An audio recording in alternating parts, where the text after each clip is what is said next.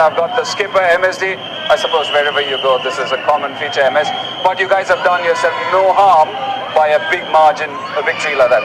I think it really helps. It would have been better if you would have got something like this slightly early.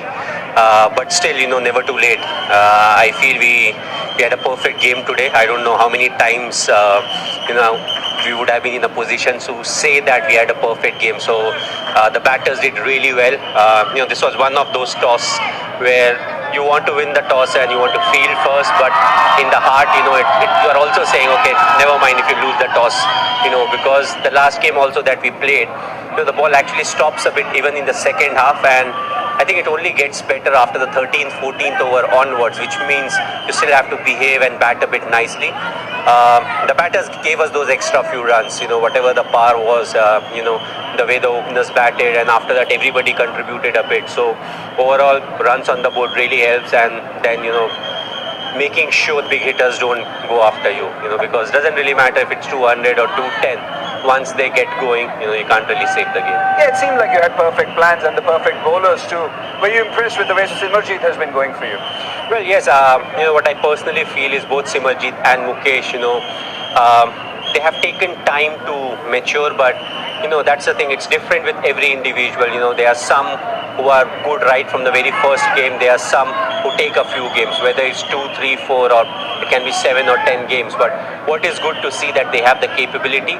What is important is the more they play, the better they'll get at game sense. Game sense is something that is very crucial.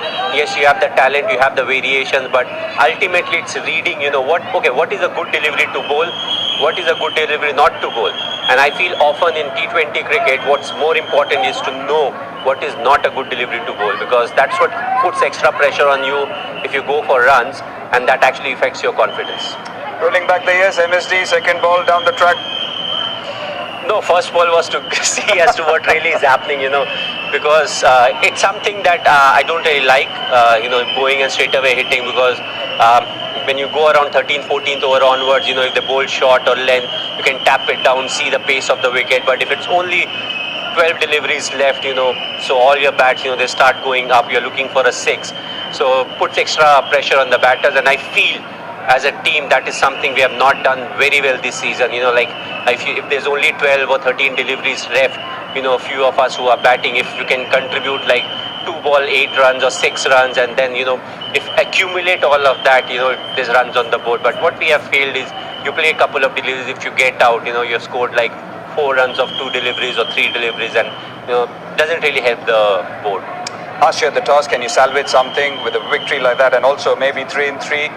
Something mathematically can happen, MS.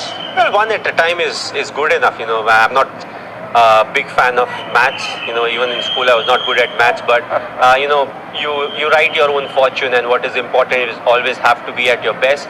No point thinking about, okay, this team needs to beat some other team. The run rate needs, because just puts added pressure. Just turn off for your game, plan well, execute your plans, look to win the game, and enjoy the rest of the IPL matches. You don't want to be pressured when 2 of the other franchises are playing and still you are under pressure. So enjoy the IPL, it's good. If it happens, it happens. But what's more important is to make the most of the 3 games, see what are the combinations that really works, who can feature at what position, and start planning for next year. If you qualify for the playoffs, well off, it's very good. But if not, not the end of the world.